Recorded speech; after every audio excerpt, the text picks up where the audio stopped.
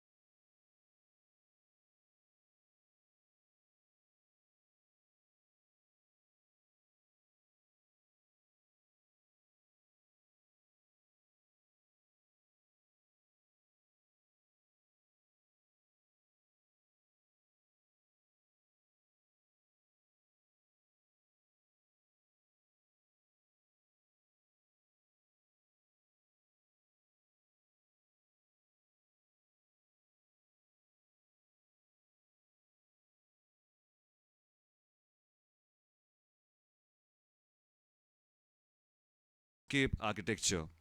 He's interested in notions of landscape, nature, aesthetics, and sustainability through experiences and across disciplinary fields. His studies include urban parks and open spaces, seen through the cultural and spatial practices that co constitute place and identity. Again, a pleasure for us to have you here. And then I'll be requesting the panel to kindly begin the discussion. It's on. Good morning, everyone. Um, you heard about these two wonderful studies and these two wonderful ladies who've studied it. I know them personally, some for a longer duration and some for a lesser duration. But nevertheless, what is fascinating about today is that we are looking at architecture, architectural influence, which kind of runs across decades. I mean, starting from Humayun's tomb, right up to Red Fort. Now, these two monuments by themselves have a whole lot of things to talk about. They are cultural, they have aesthetic, of their own, and yet somehow they are identified. They come from the same dynasty, and somehow they established norms which we follow even today. Influences which run across both space and time and culture, so it cuts across all boundaries. And we are very fortunate that we are doing the two sessions together today, because they are such specialized areas that you can talk for, I mean, they deserve sessions of their own. Because they stand on their own, these monuments stand on their own. The studies that which Anisha and Neeru ji have done, they stand on their own. They deserve full sessions. But we are very fortunate that we can do some comparison, and they can do some comparison, and where the two where the two members of the same dynasty differ in terms of their personality, their aesthetics, their the monuments that they made, and where they kind of established a norm. um, there may be architecture has hundreds of facets to it, and we may like to communicate one single facet which kind of goes across. And I think having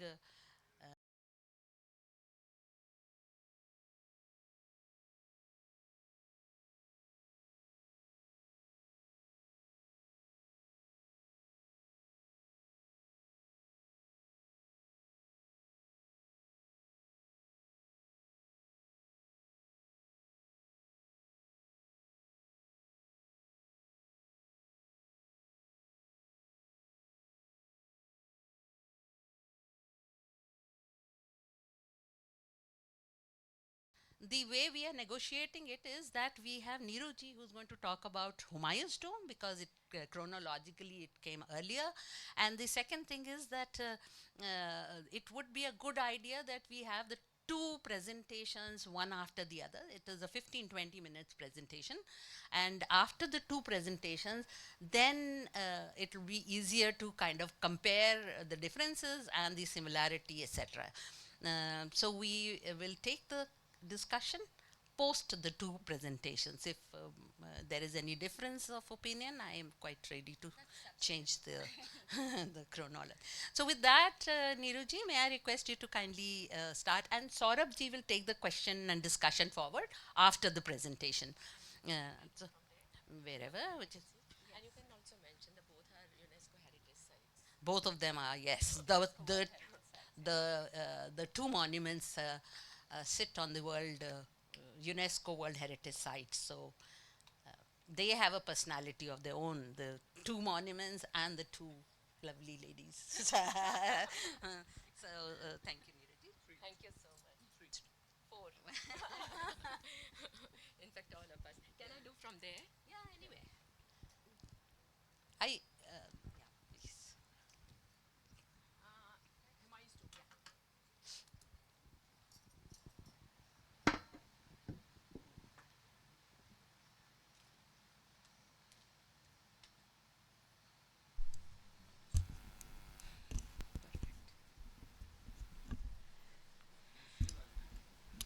Thank you so much, esteemed Dr. Meera Dasji, esteemed scholars on the dais, Saurabh Popli ji and Anisha. All of you, this morning, a very good morning, and I'm very happy that early on the morning on Sunday, you all are here to listen to us, so I welcome you. I am also thankful to BLF for inviting us and giving this opportunity to talk about a passion which I had been following for many, many years, and still that passion, after coming of the book, is not yet over. Here we'll be talking about Garden Tomb of Humayun. There are two components in this talk. Uh, it's like if I say in Hindi गागर में सागर भरने की बात है, like you can't fill the ocean in a pot. So talking about Humayun's tomb in 15-20 minutes will be very, very difficult for me, but it's challenging. I'll try to do my honest expression delivery. And as the topic is history, expression, and architecture. So this particular monument has history, has expression, and has very magnificent expressions of architecture combined together. You will wonder, and I always wonder, why a wife will try to make such a big monument with such big gardens for a dead husband. There is no antecedent of this. There is no background. We don't find it in Central Asia. We don't find it in Persia. We don't even find in Bharat, in India or northern India at that time, where the influence of this dynasty was there. I seldom call them Mughals because a term which was coined by British late 16th. So this was a dynasty which had the lineage from Turkish and from Mongols and from Persia. They were coming. So artistic influence came from Persia and Central Asia, and their family lineage came from, inheritance came from Genghis Khan and Timur. Central Asia being a very beautiful land from where Babur, the first emperor, came, he made gardens there, where he's buried right now in Kabul. Bagh Wafa, the Garden of Fidelity, still exists, where his grave is also there. Why this wife will think of making such a big monument? When Humayun passed away, he fell down from his place, from his Sher Mandal, which was also the library and the place from where he used to watch this, gaze the stars. Akbar, his son, was not even present there, and he was hardly 14 years old.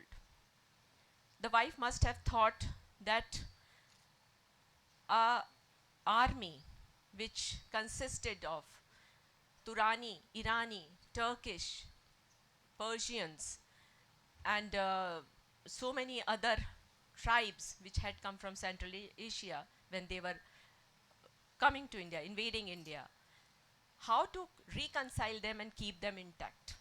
So it was emotional, it was political. More than emotional, it was a political statement on the mind of the local people. Hey, here is a legacy which I am carrying on, and the 14-year-old son, Akbar, he will be carrying. So this building, this making of the building, construction of this architecture was not only emotional, it was also psychological, it was also political, it was also social, and it was also symbolically. Lot of philosophy was behind uh, some of the elements which were used in this building. Gardens, as you can see, Humayun was given the title posthumously after his death, Jannate Ashiani, somebody who resides in paradise after the death, and Quran speaks of garden as paradise, a paradise where 4 rivers flow, 4 rivers of water, milk, honey, and wine.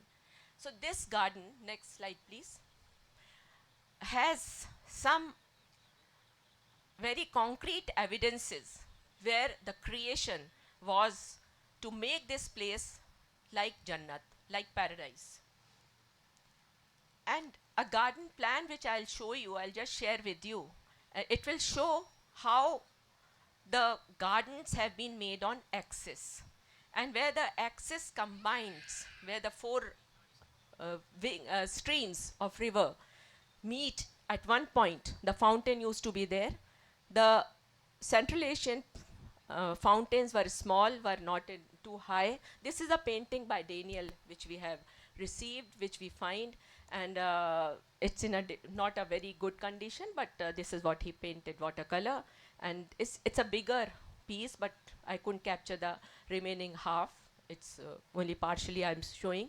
This garden was also created with the peripheral wall, We have examples in Delhi near Lodi Road. Lodi tombs are there. So this place, choosing of the site was also very important because it was already a necropolis. It was already a place where imperial or the sultans were lying buried nearby. This site was also very important in terms of auspiciousness because it is right across where uh, Hazrat Nizamuddin, his dargah is there, and also in the corner when I'm showing you the monument, his chilla, the place where he used to meditate, is there. The site was also important, as Dr. Das just now mentioned, that Jamuna is right behind. This place was also very important in terms of horticulture. Whenever the excess water was there, the, the drainage will go back to Jamuna. It will not be holding back the water or wasting the water. So horticulture is also very important. The plantation is also very important. In India, we don't find the examples of lawns. We have Upavan. We find examples in Ramayana, Mahabharata, and Mahakavi Kalidas has also in Abhagyan Shakuntalam has mentioned about the Upavan and Madhuban. So they were all orchards. They were fruit-laden gardens. They were flower with the fragrance. Those gardens were there. So it symbolically emphasizes that this human mortal body is like a fruit-laden tree or plant. While it is there, it should be giving the fruits, it should be giving to the society, it should be giving to the community. And this is what BLF is doing. It's passing on the knowledge to the co-sharers, passing on the knowledge to the young generation. So this is the purpose of the human life is, and immortality lies in the trees, in the water, in the streams, where the water flows. So the flow of life should be there. So water, garden is very, very important, which was used. Next slide, please. This is the plan of the monument, and center you are seeing the monument. On the left side, on my right and on your left is the hammam, or there's a well which used to cater. And when excavations were being done, the cleaning process of the monument started. They found two more wells which were filled with soil.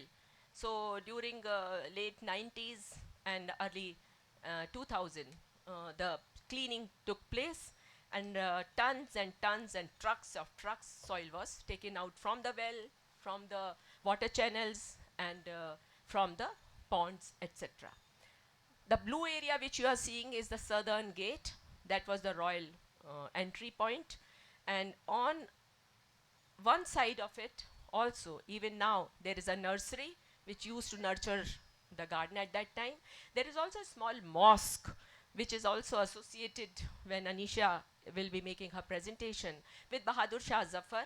During the time when he was attacked, he took some shelter in this place for a couple of days before being exiled to Yangon, and he was living here, and a small mosque, temporary mosque, was made for him because he was very religious and he needed a mosque there.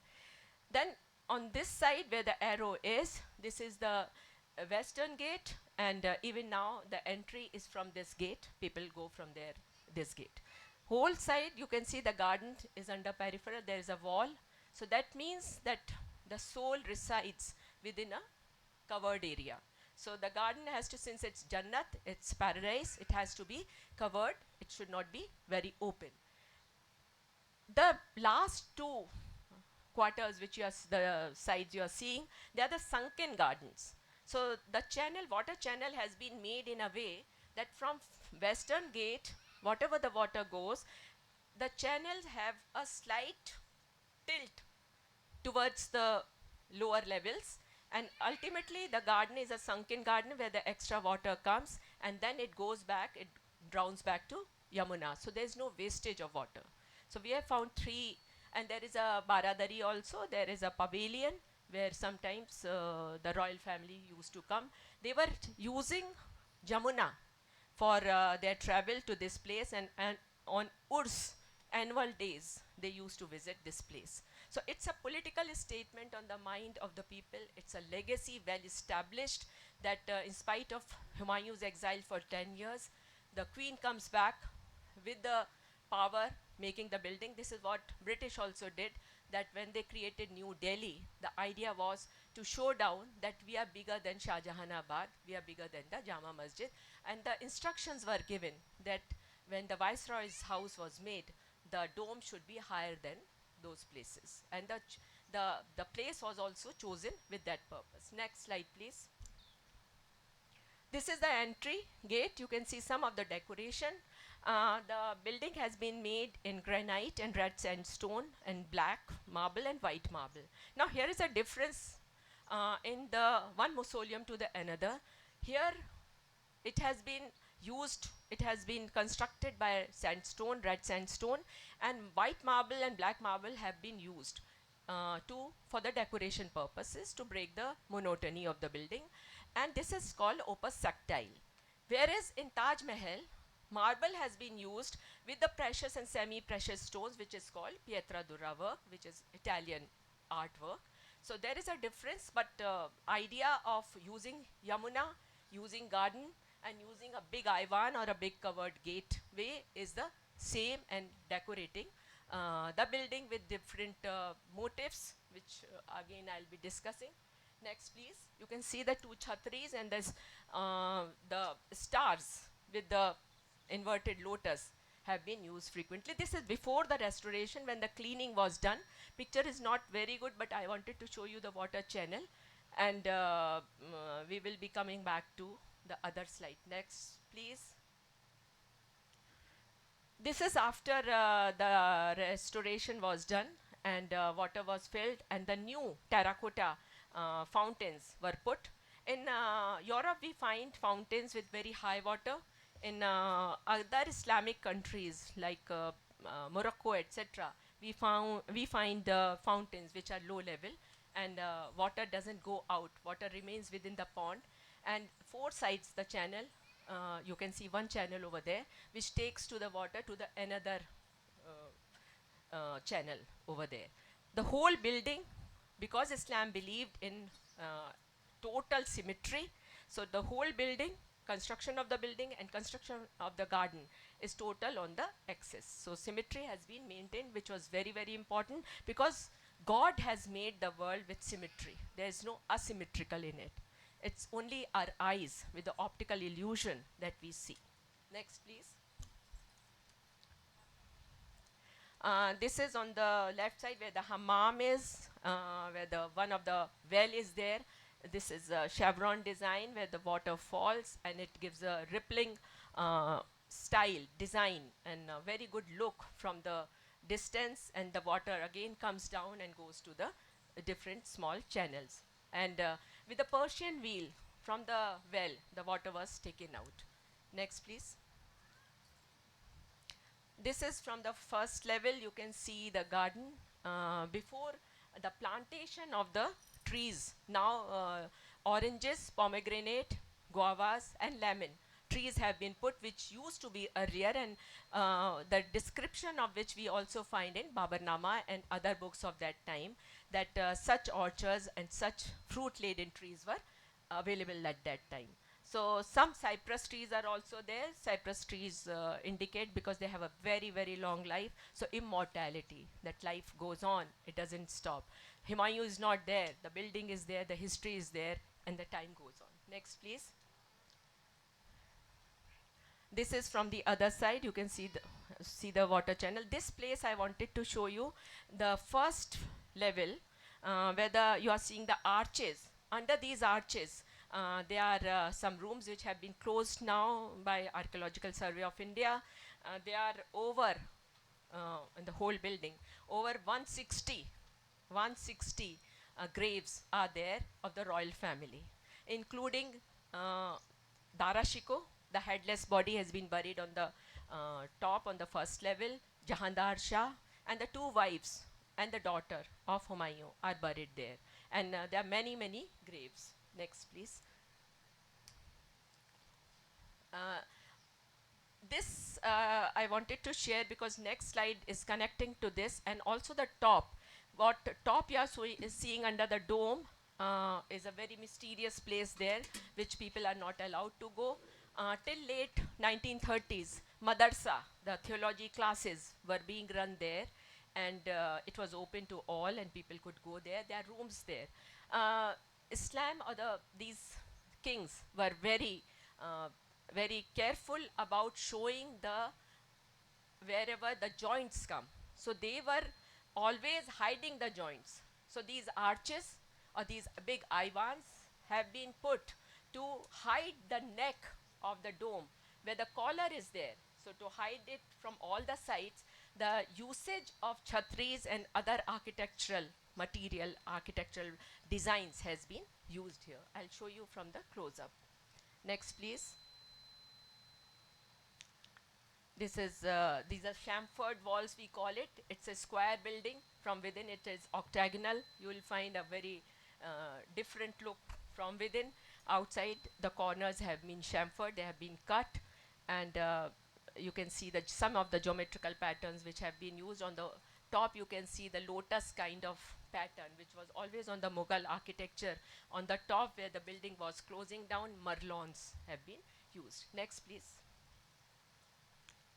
This is after the restoration which Aga Khan Foundation had done, and these small chhatris were painted blue, but now this color has gone, has been removed intentionally or has gone out. I am not aware of it, but maybe in the next edition when I'm planning to take out, I'll cover this aspect also. And this is a double dome. What you're seeing from the top, the white one, underneath when we go inside the chamber, you will see there's another dome. So this is a culmination, this is a final point where the double dome was very successful in architecture. Before this, when the domes were made, they were not so beautifully made. So it's also called, one of the historian has written that when you see this building from the distance, you will find, you will feel, you will experience that it's like a funeral place. The red is like fire from below, and the white is like when the fire goes up, it becomes suddenly blue and white. So this kind of metaphors have been used for this building. Next, please. This is the top part which I was mentioning to you. There is a door also in the dome because time to time the cleaning takes place, and some restoration also takes place so that the seepage doesn't seep in at any time. So that with the two chhatris, what you are seeing is a madarsa, and to cover this collar part, to the joint part, the lot of chhatris have been used, which is typical Rajput chhatri. I would like to say here the Meera Gyas, who was the Persian supervisor, was using almost 300 artisans with him who were mostly Indians. So lot of Indian influence also we get to see in these monuments. Next, please. Next slide, please. These are some of the elements to aesthetically to make the place more beautiful have been used. You can see the lotus, and on top you can see the kalash. Then this is three triangles have been used. One is top, one is down. So top means that whatever we do for the goodness and we do to God, and downwards the point which is coming down is what God bestows on us, the blessings which we receive from God. So that's why this octagonal star have been used frequently with the lotus. There are many places in the graves, some calligraphy has been used, some ayat-e-kursi and ayat-e-health, those kinds of ayats have been used. On the left side, you can see the cypress tree with the kalash on the bottom and zigzag pattern, and on top again you can see lotus. So very beautifully made on the, particularly on the entry of the Ivan or the main gate on the left and the right side. And these are the jalis or the tracery work which have been used. On the west side, there is a qibla also, or a mihrab, which indicates that this is the west side. And the rest three sides, these chhatris, these jalis have been used for the ventilation purpose, and also with the purpose, like Shakespeare said, appearances are deceptive. What you see from outside is not the same from inside. So with these jalis, even in the residential houses which were made during this time, from outside you can't see what is happening inside. From inside you can see what is outside. So with your wisdom you can see what's happening outside, but from outside you can't judge a person. Next, please. This is the main cenotaph, and where Humayun, the soul tomb, is there. Underneath this, and as I said, it's a square plan in the room. Then the first, second level, there is a, again cut into typical Afghan architecture, and then on top it has again been cut into 16. So the collar becomes smaller, is smaller, and keeping the dome becomes much easy with this kind of pattern. You can imagine that keeping a dome is very difficult on this kind of square plan. And if you keep cutting it, so it will become smaller. Next, please.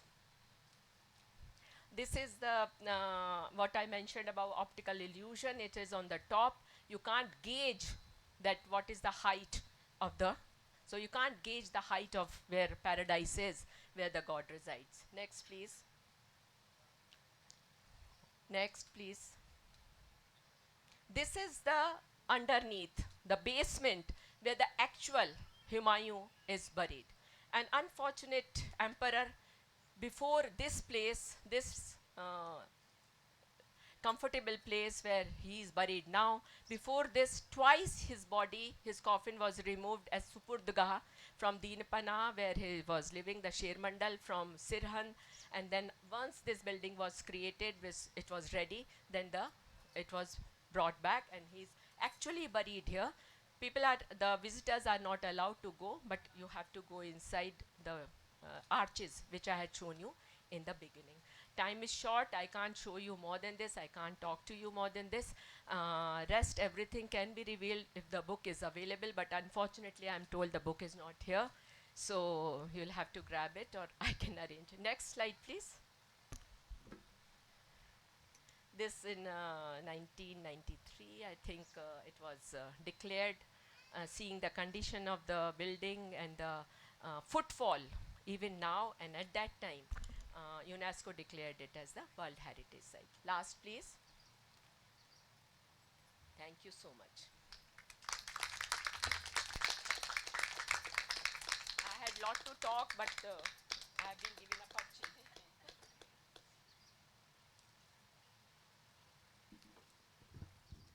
You will still have a lot of time to talk, I think.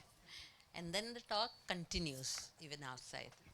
But thank you very much for that lovely presentation.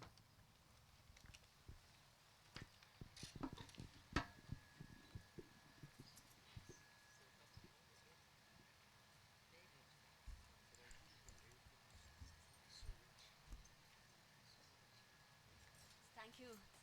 Thank you, Neeru ji, for that very, very excellent presentation.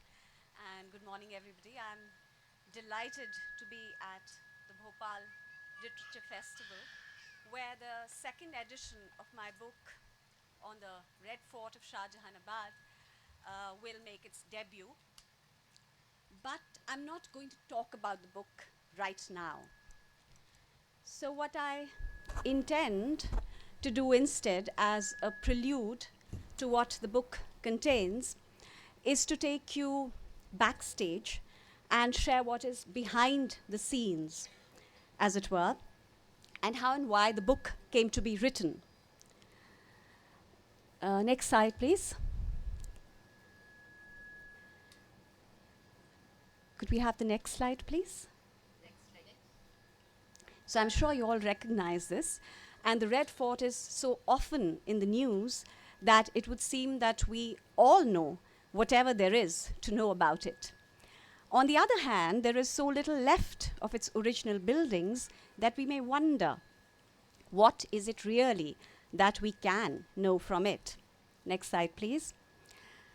So researching on the book has been akin to doing a tightrope act between the simultaneous existence of too much, next slide please, and too little on the fort. Between getting inundated with information of one kind to casting around far and wide in search of other information that is so elusive as to be almost impossible to track down.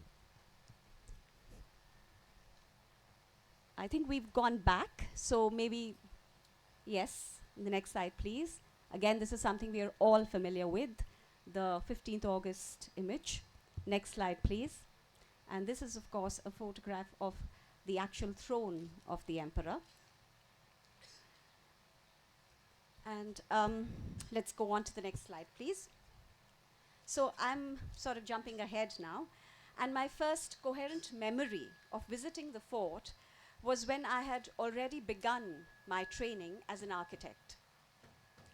In architectural education, one is constantly prodded to assess the possibilities of different places for different functions of habitation.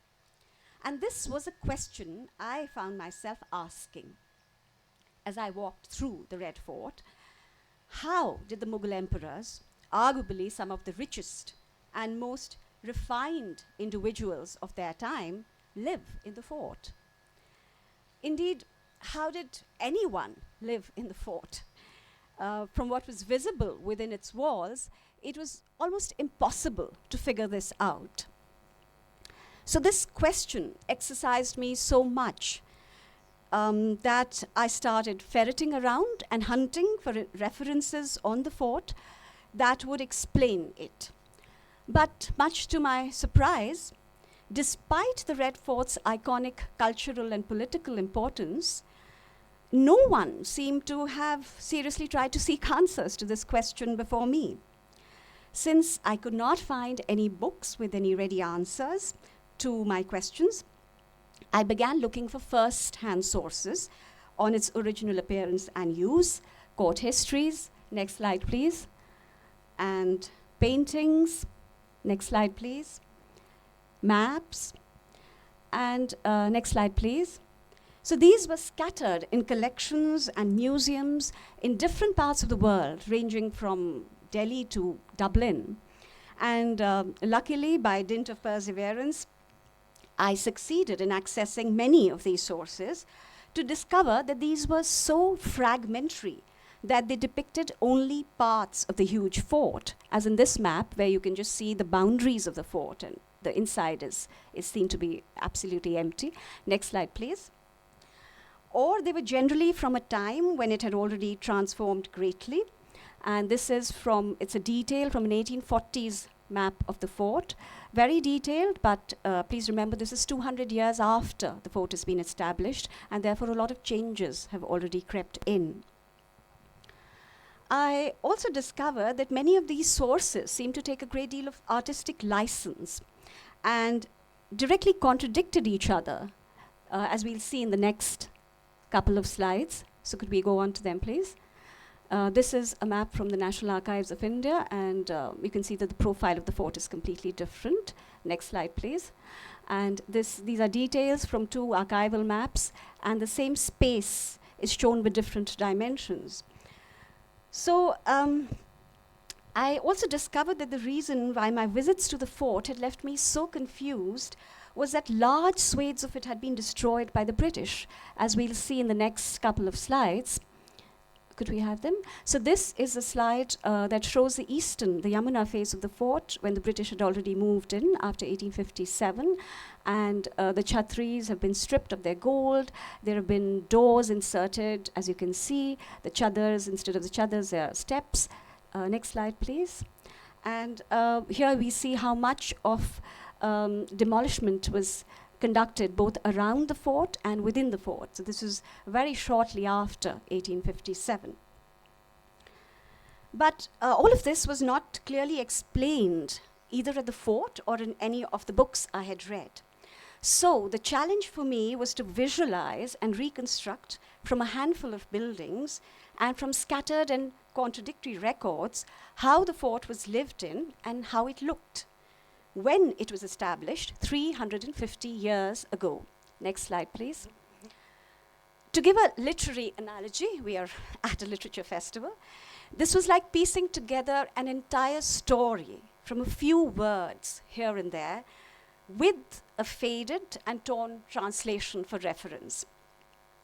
And in hindsight, I would perhaps describe the process as a piece of historical detection, where I compared testimonies from different historical records of eyewitness or hearsay accounts. And I utilized the remains of the existing original buildings. You can see one of them. This is a Zafar Mahal with the British barracks in the background, as clues through techniques of architectural and spatial studies and analysis. So the next slide is, it's an aerial photograph where the plans of the existing buildings have been plugged in. And the next slide consists of some geometrical studies that I had undertaken to see how the different parts connect to each other through their geometry. And based on this, I tried to figure out which of these testimonies were more correct than the others. And this is in essence what I did and what I've explained in the book. So what did I discover about the fort through this process of research and analysis? Well, the picture that emerged from my study overset many of my existing notions about ways of living and ways of building, as well as my ideas of fortresses and palaces. I realized that the Red Fort, which James Fergusson, the pioneering British historian, had titled the most magnificent palace in the East, perhaps in the world, was actually a beautifully detailed mini-city, as we'll see in the next slide, which is a conjectural restoration by Gordon Sanderson, who was in charge of the excavations of the fort about 100 years ago. And it shows you the kind of density and variety in the fort that may have existed in its original form. As a grand finale to earlier great forts of the Mughal emperors, the Red Fort contained within it not just palaces, but also meticulously planned karkhanas and kitchen gardens, as we'll see from the subsequent few slides, which are, this is part of a panorama of the fort from the 1840s, and it shows you the entrance of the Chata Bazaar with gardens, kitchen gardens on both sides. Next slide, please. This is a close-up of the Nakkar Khana or the Naubat Khana, where the music used to ring out to announce the presence of the emperor. Next slide, please. And apart from market streets and music chambers and halls, they are also housing precincts for attendants and soldiers. And this is again from the same panorama, which shows you the part of the fort where the Mughal military and part of the attendants would have stayed. I also understood that the palaces within the Red Fort, which were reached through a succession of gateways leading into larger and ever grander forecourts, were not conventional towering buildings. And the next slide is part of a drawing by a Lucknow artist, and you can see the kind of succession of forecourts that leads up to the final pavilion of the emperor. And they were instead a series of glowing single-story pavilions, as we'll see in the next slide, which were strung together with delicate walled screens and arcades, almost like a necklace of pearls. And these pavilions were positioned on raised plinths and terraces, each within its own garden or forecourt. On one side, they looked out onto trees, flowers, and fountains, framed within geometrical bags, and on the other side, as we can see in this one, onto the expansive banks and waters of the Yamuna, with green fields stretching beyond into the horizon. Throughout the day, in a precise routine that combined public duties, ceremonial and administrative functions, private activities, and family gatherings, the emperor, next slide please, along with courtiers and officials in attendance, moved in and out of these pavilions.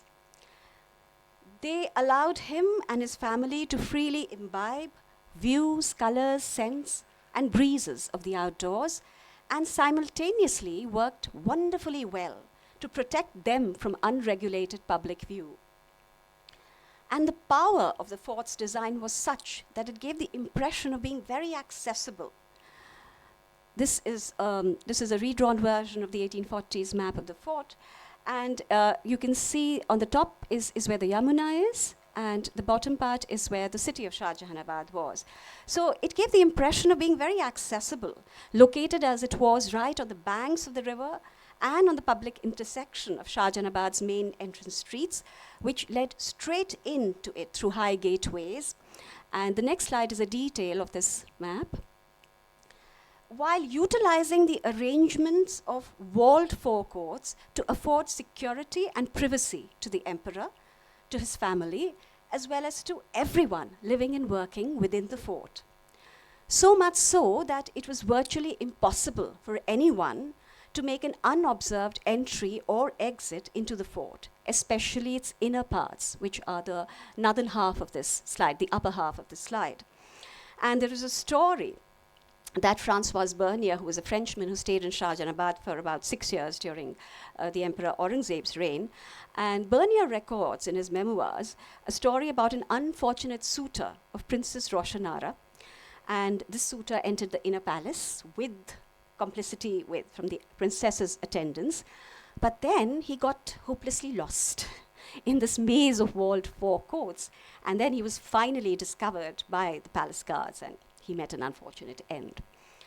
So today, none of these walled forecourts exist. And if you just go back to the previous slide, and the one before that, what I've outlined in black is a proportion of the original parts of the fort that exist today.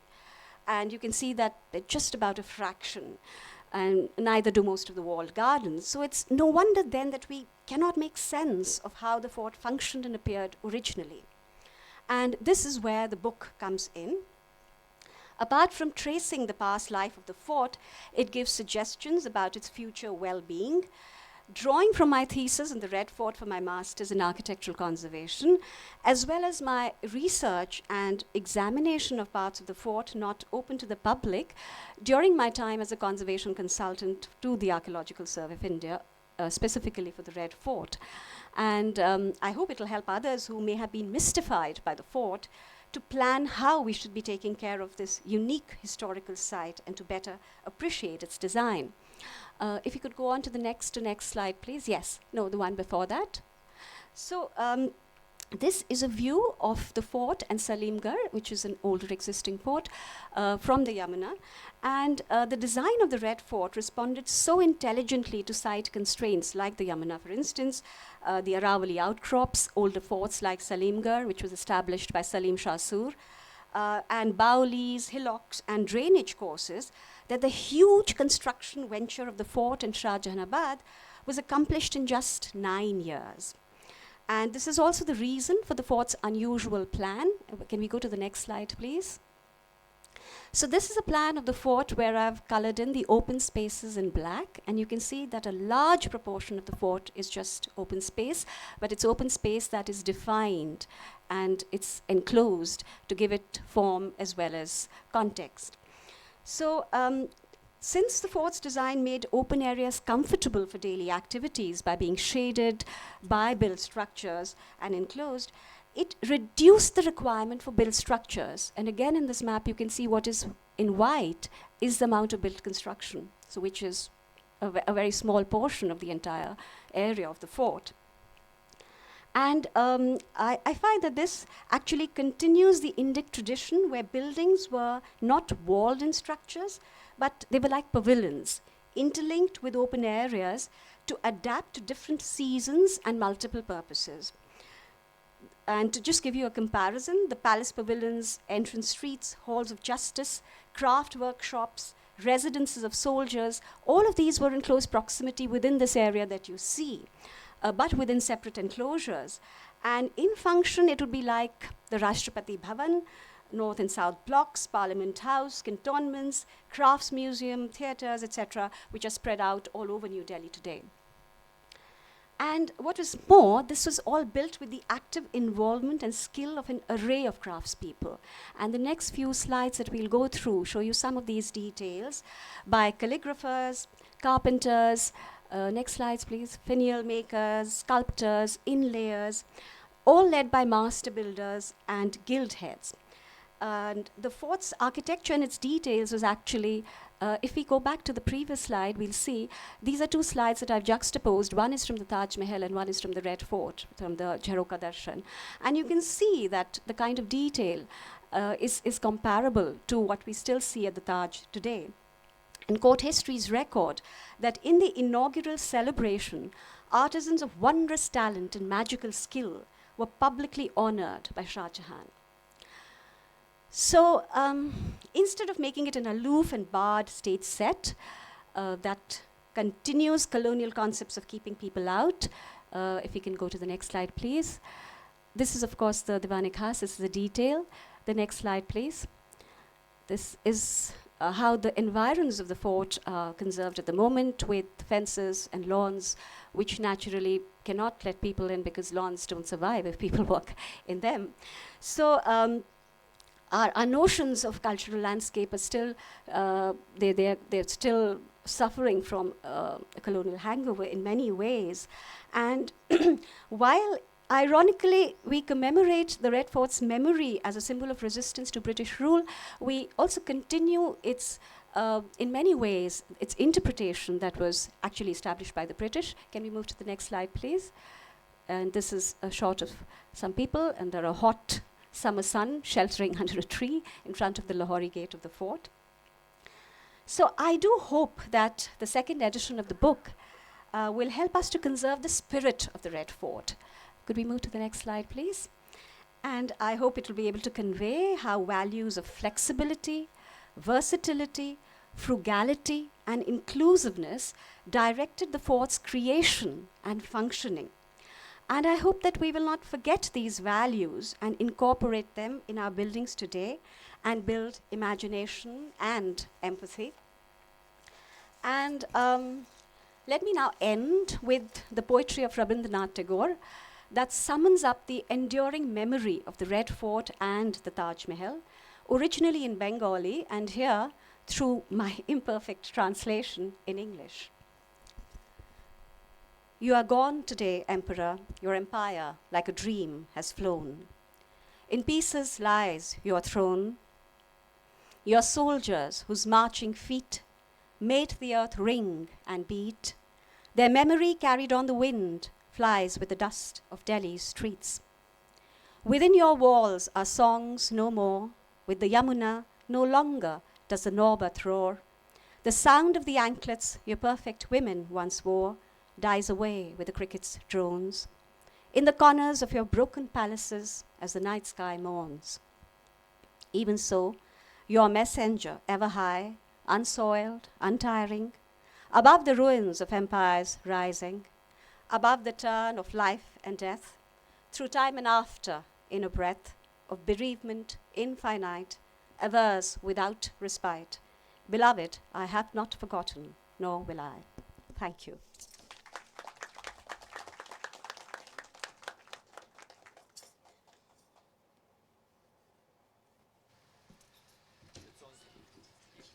Thank you so much. We've had two extraordinary presentations, and it's my unmitigated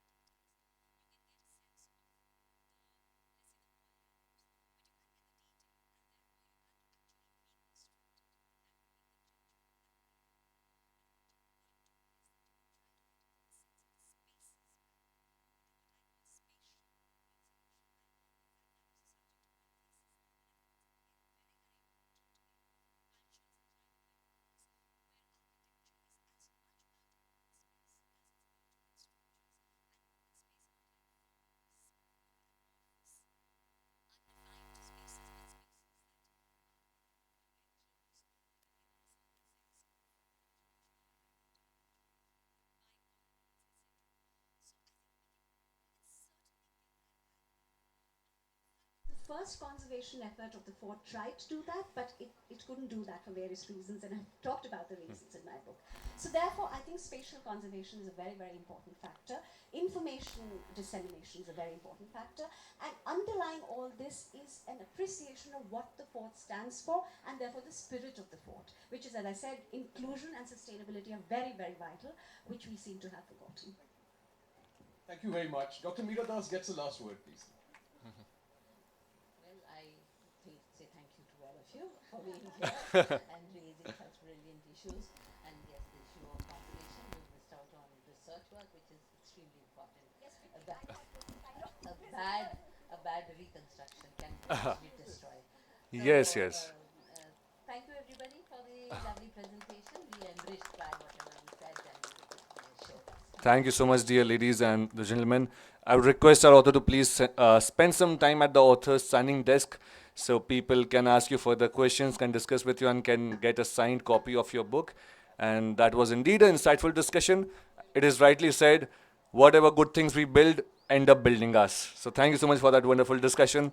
A round of applause, please. And now I would sincerely like to invite Niharika ji, founder member of Society for Culture and Environment, on the stage to kindly present a token of love and appreciation to our guests on stage. This particular token of love and appreciation, the memento, and rather the mascot of the Bhopal Literature and Art Festival 2024, is developed by the senior Gond artist Sri Ram Singh Urveti ji. It reflects a motif rooted in timeless stories with vibrant strokes. Ram Singh ji brings to the life swaying trees and mythical forms, echoing the melodies of Banadev, the revered musical instrument of the Pardhan gods.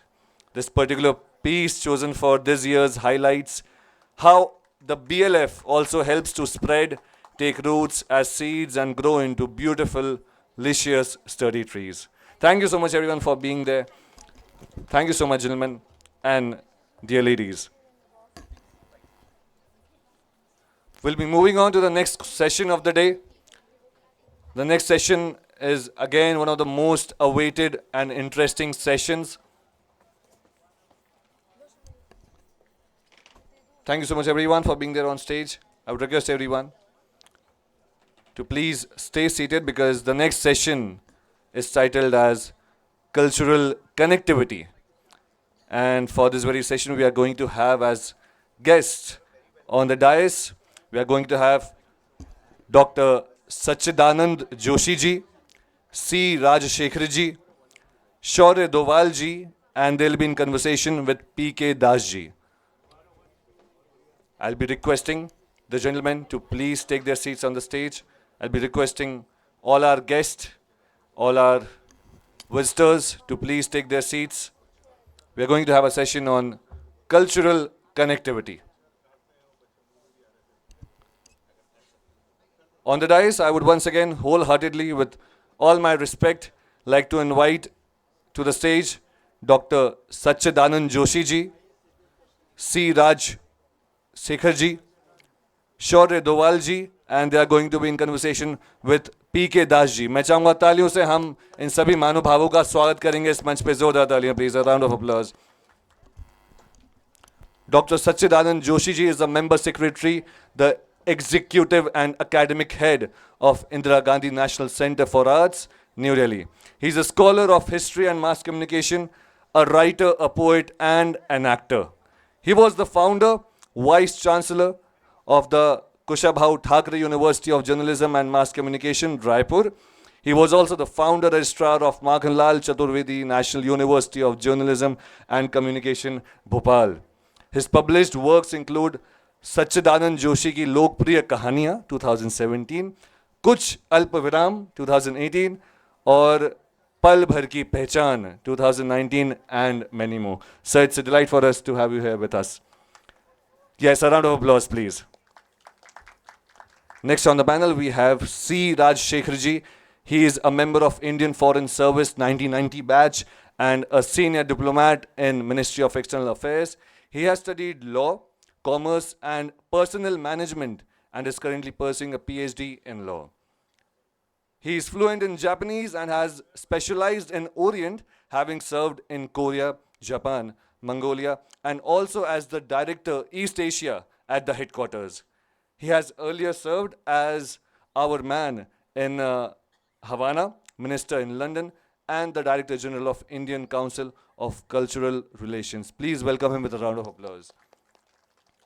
Next on the panel, we have Shourya Dovalji. He is an Indian politician affiliated to the Bharatiya Janata Party and is the executive member of the